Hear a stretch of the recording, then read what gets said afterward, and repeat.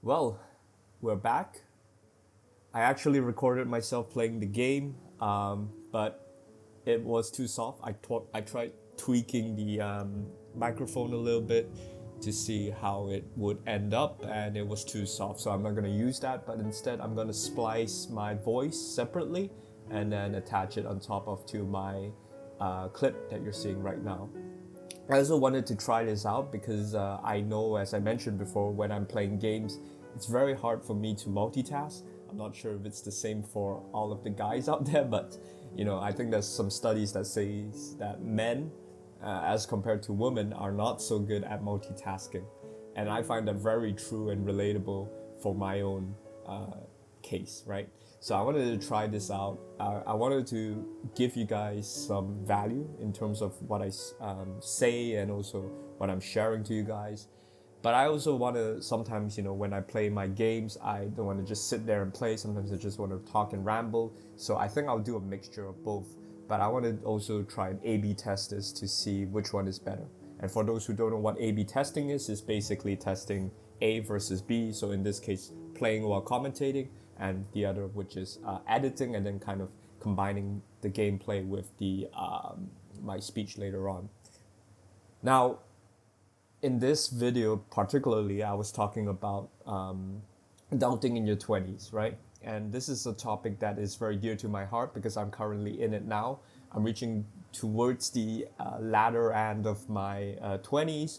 I still have a few more years to go, but I think I've been through a lot and I have the experiences that I believe I can share with you guys. Now, of course, as I mentioned, anything I say in this video, please take it with a grain of salt. These are my experiences personally. It might not work totally, it might not be applicable to you guys, but I think it would definitely help you to kind of hear my experiences and kind of relate it to your own lives as well, especially if you're in your 20s. Now, if you're outside of your 20s, I think it would be useful to kind of listen in to see whether or not you kind of experienced this before or you haven't reached that point. And it's all part of the process, right? Age is just a number and everything.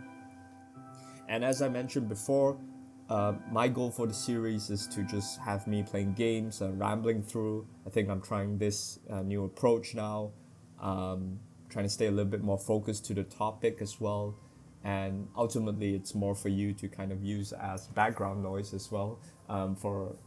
As I mentioned, I really enjoy some content where a person narrates over a topic that I'm interested in, but I want to wind down in my day, just want to take a rest, sleep, play some games on the side, want to listen to something. I think this is the perfect thing if you're looking for that.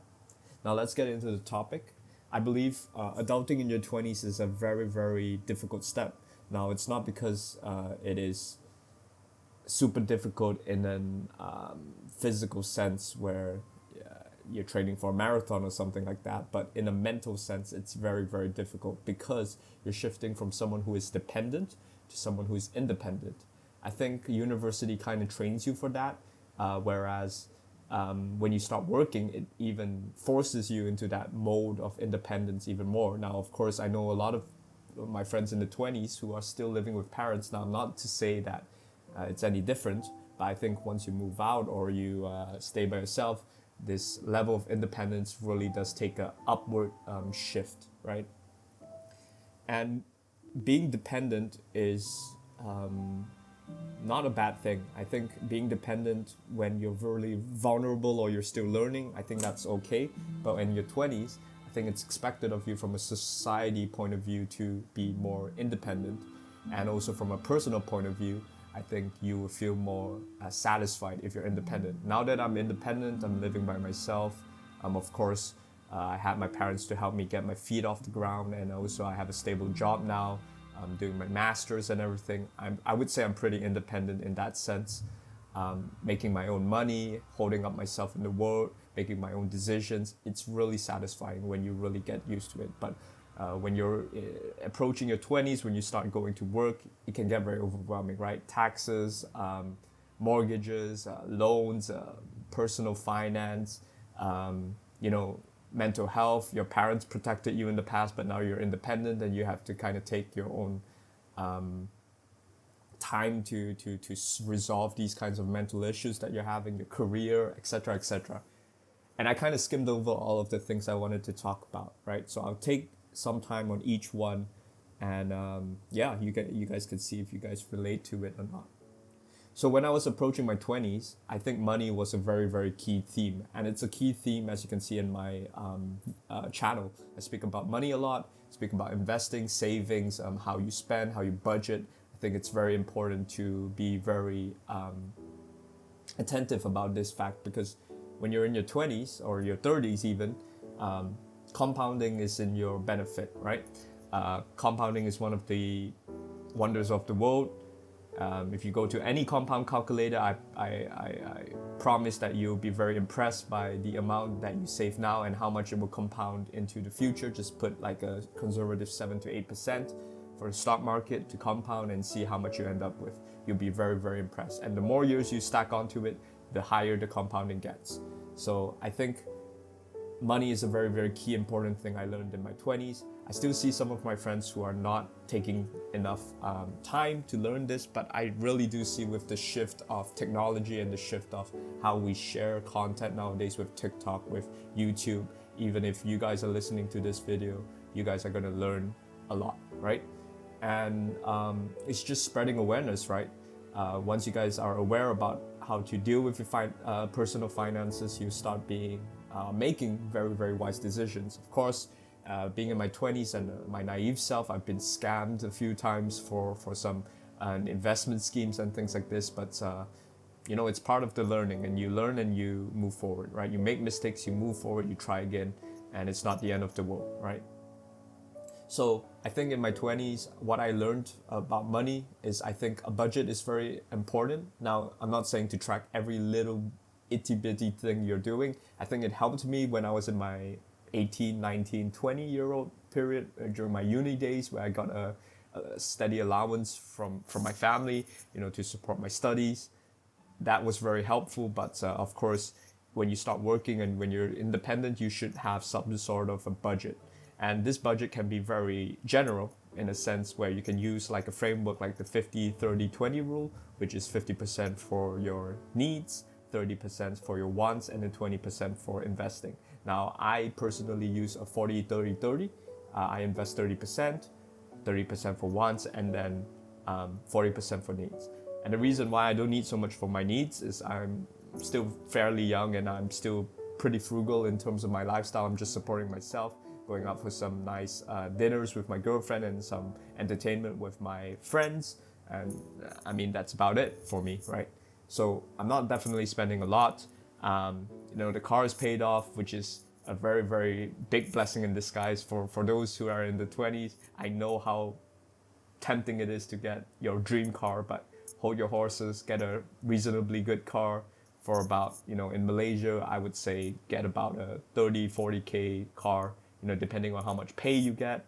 Again, there's a framework for that too. You can search up, you know, there's the 2710 rules, and, you know, just search up some car buying tips and rules, financial rules and guardrails, set it up, and you should be good. Now, if your buckets are set up, I want you to diligently, you know, save up and start investing, right? Now, don't invest in terms of things you don't understand. I felt for scams, I felt for investment schemes, I felt for startups that I thought would blow up. I partnered with friends for businesses and things like this. So I've been through a lot, and none of them made any significant money. Even if they made anything, it's pure sheer luck, right? So I wouldn't recommend these. Of course, do your own due diligence, not financial advice. Go study. I'm just here to spread some awareness to you guys and also reflect on what I did in my 20s, right? It's not just about earning in your 20s. That's also something I figured out. You know, when you start work, you always start to think about the pay. And when your first paycheck comes in, you feel like the richest man in the world. But when you look into the retrospect, you're not earning a lot. You're probably earning barely the higher end of the bottom quartile of your age, right? And that's not to say it's anything bad. I don't look down on anyone who makes a little bit of money. I think it's more about how you manage your money, right? Are you spending recklessly? Are you going on trips you cannot afford? Are you stacking up credit card debt? Are you putting money into places where it doesn't make sense? Watches, cars, depreciating assets. Now, not to say you can't buy these things, and not to say you can't treat yourself to these things. Of course, we go back to that budget, right? So I allocated 30% of my money to wants, and that's quite a hefty amount to wants already. And if I spend within that guardrail that I've set, it's totally fine, right? I can buy myself a watch. If my salary enables me, I can save up to get down payment for a car that I want. You can get good things, right? You just have to manage it diligently, and that's definitely something I reflect back to my life, and I feel like I built that discipline already, and I'm proud to say that I feel like I have a very good structure in terms of how to manage my money. Of course, if you guys want me to go deeper into this, I can share more about it in the future. I think some of my videos went through it slightly, but probably it's not as organized as I could do it in the future. Yeah, so of course, my next step for my money side, I think going into my 30s, I really want to systemize things. I really want to start boosting my investments. I want to start looking into businesses I can invest in, and also getting some steady cash flow. I think I'm very reliant on stocks right now and cryptocurrencies. I think I have a few, I would say 10% of my net worth in cryptocurrencies. I want to diversify a little bit into more steady assets. I think real estate can be very good to help you steady your finances. And of course, you have properties as well, which is also a very steady cash flowing kind of asset. Now, moving on to my second point about adulting in the 20s, it's your career. It's not a straight line. What you studied in your university is probably not what you're going to pick up. I think luckily for me, I did IT. I did a degree in data analytics. I learned a lot about machine learning, visualization of data, how to let, companies visualize their data and understand their data better to make more informed decisions for strategic initiatives and policies and projects and things like this. However, when I first came out, I realized that, especially in Malaysia, we're not as developed as countries like Singapore, for example, Australia, for example, who can invest a lot of money into data analysts like this. I think in Malaysia, we predominantly work a lot in IT, so we do a lot of software engineer work, we do a lot of consulting work, we do a lot of SaaS work as well. So now I'm a SaaS consultant. I work predominantly as a product owner, which means I own a product and I have a team that helps enable it, and I, talk to my business to understand their requirements and allow them to kind of work with them to deliver value for our users, which in this case, my case, is the salespeople, right? So as I mentioned, what I studied and what I'm doing right now, totally different, right? So don't stress about your studies if you're still in your early 20s, or if you're doing your master's like me. I'm doing an MBA, probably won't be useful for my current job, but I'm picking little things and pieces, you can use for the job. And my advice for you in your 20s is just get your master's done, man. I mean, whoever you are out there, if you really want to do a master's, I mean, of course, there are some successful people who do not want to do a master's and they're very adamant about it. And they said, no, I don't think a master's would help me. All power to you. I mean, you do you. For me, I really wanted a master's.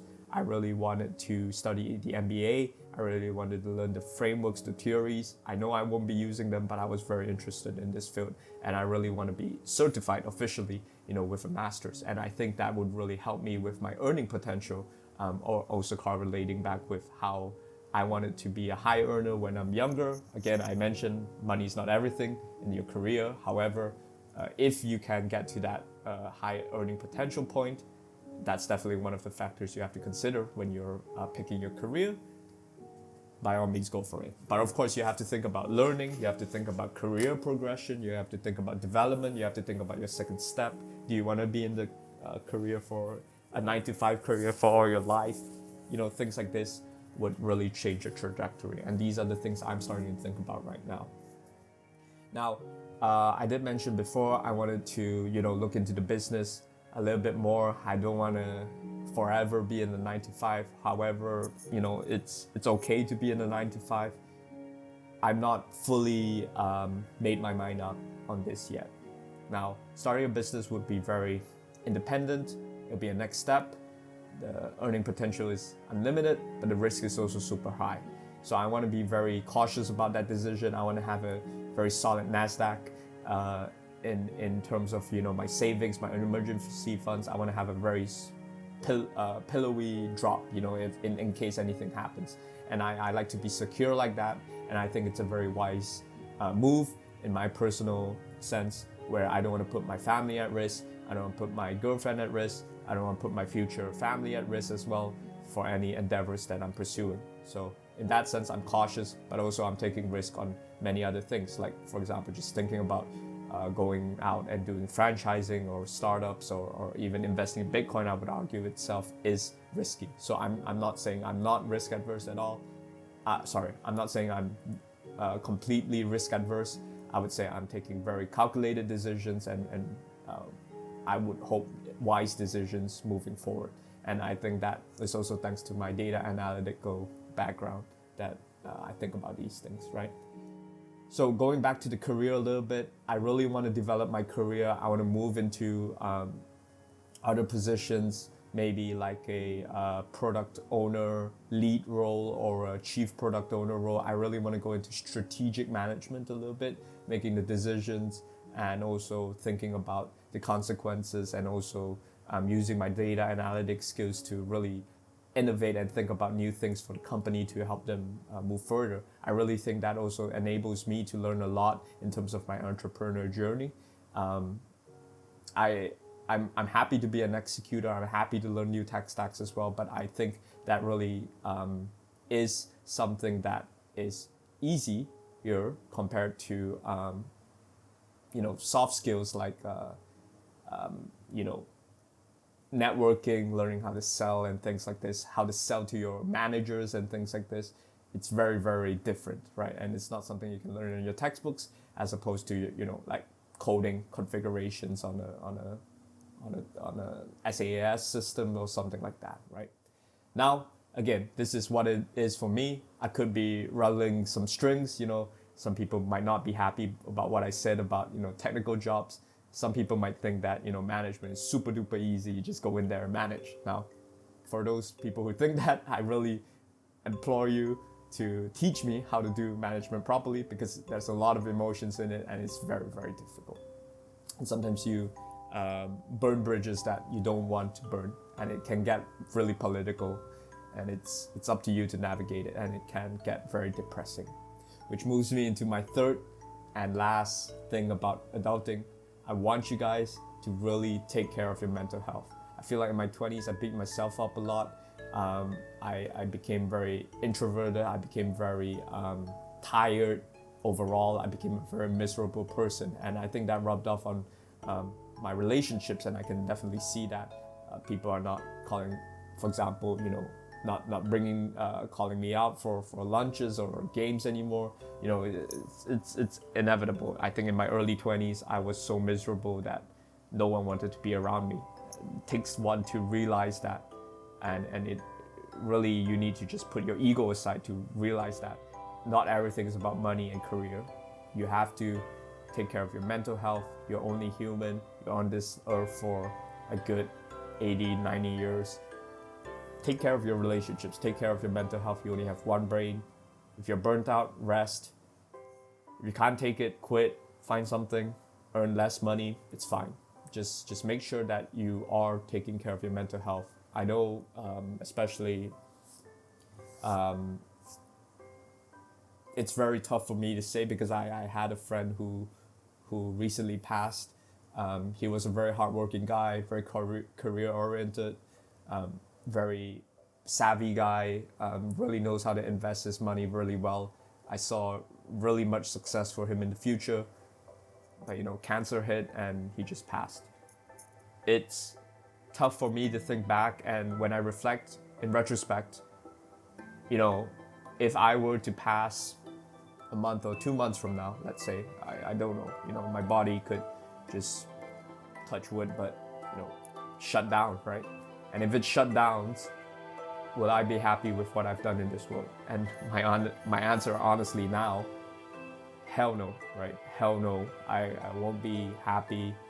I would be pretty depressed if my life were to end, 2 months from now. So just reflecting, my friend, rest in peace as well. He helped me learn that, life is finite. Money can come, can go. Career can come, can go. But at the end of the day, it's about your mental health. Are you living a happy life? Are you living a content life? And if you are, doesn't matter what kind of career you have, doesn't matter how much money you have. I think the most important thing is your mental health and your physical health as well. So I try to exercise a lot, keep my mental health sharp.